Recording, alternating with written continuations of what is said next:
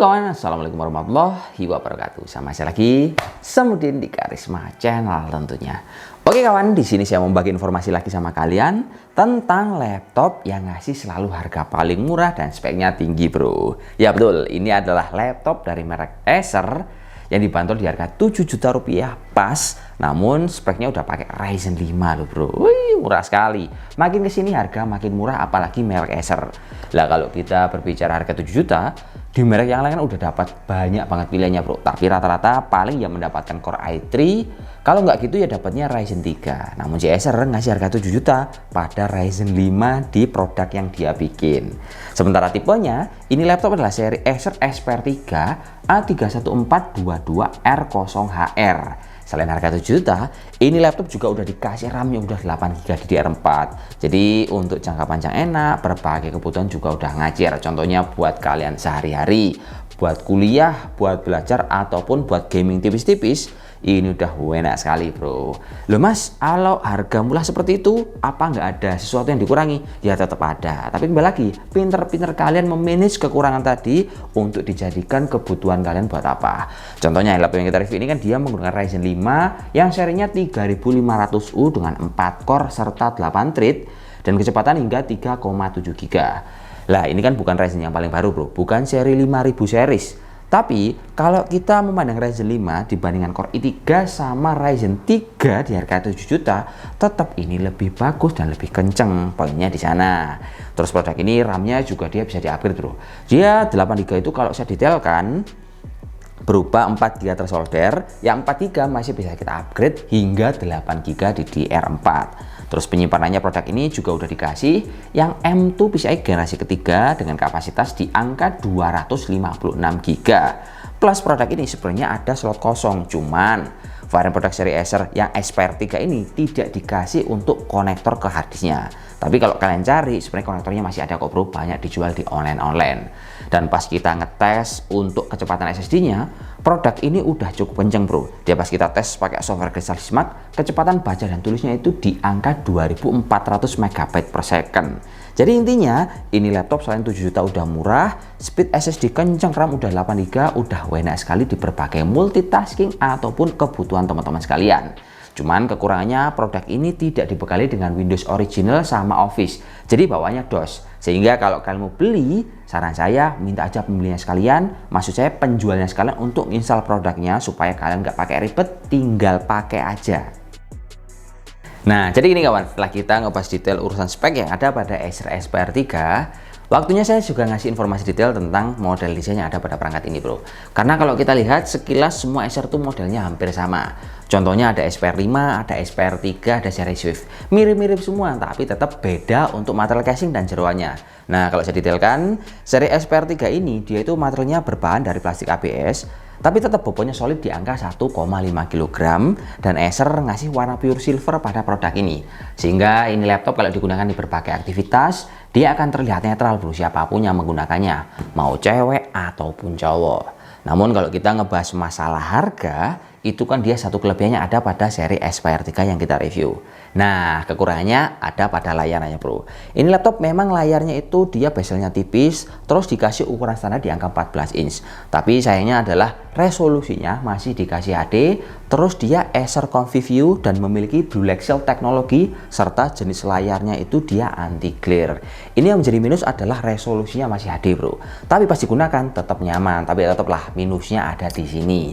Tapi kalau ini laptop kita gunakan untuk pengalaman yang lain, contohnya pas ngetik, dia udah cukup nyaman sekali. Meskipun kalau saya detailkan, keyboardnya juga nggak ada backlightnya. Terus model key travel dari Acer itu ciri khasnya agak pendek. Dan untuk tombol powernya dia jadi satu sama keyboard di sini.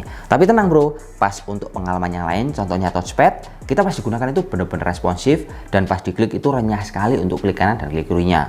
Cuman varian produk ini tidak dibekali WiFi yang paling baru, tapi tetap nyaman karena dia dibekali WiFi yang serinya 5.0 serta Bluetooth 4.2 dan colokan-colokan udah lengkap semua bro. Mulai dari colokan RJ45, port HDMI, USB Type A sama jack 3.5. Tapi tetap varian produk ini juga ada kekurangannya. Kekurangan colokannya ada pada card reader serta produk ini tidak memiliki colokan untuk USB Type C. Dan sebagai pelengkap, produk ini juga masih memiliki kamera yang resolusinya 720 pixel. Karena kalau kita melihat untuk pandemi kan belum berakhir, penting juga kita memperhatikan resolusi yang ada pada kamera laptop yang akan kita beli.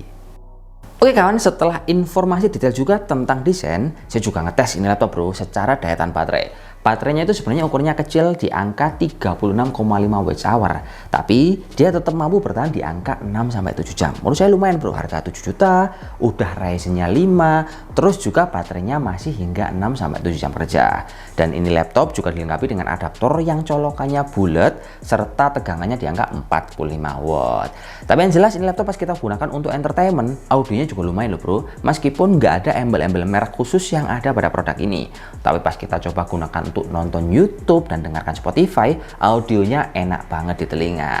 Dan nggak berhenti di sini aja, ini laptop juga yang jelas akan kita tes secara tes benchmark, tes suhu, dan juga tes gaming tipis-tipis supaya nanti kalau kalian beli udah benar-benar cukupan di harga 7 juta tapi speknya menawan juga.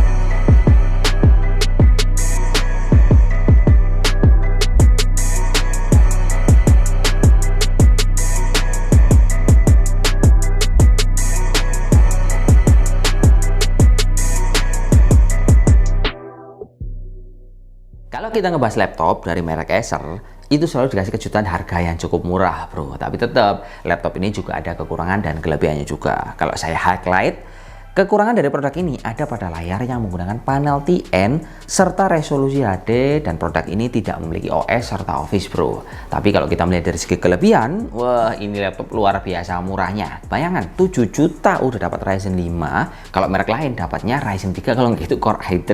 Gila murah banget ini Acer, Ryzen 5 cuma 7 jutaan. Terus produk ini juga dikasih RAM yang 8GB full upgrade serta VRAM-nya udah 2GB pas kita cek di DXDIA. Sehingga kalau kalian digunakan untuk berbagai software multitasking banyak sekali, ataupun buat kalian software desain meskipun layarnya kurang better, ini udah cukup ngajar sekali bro. Jadi saya kira di harga 7 jutaan worth it nggak worth it kembali lagi penilaian sama kalian masing-masing.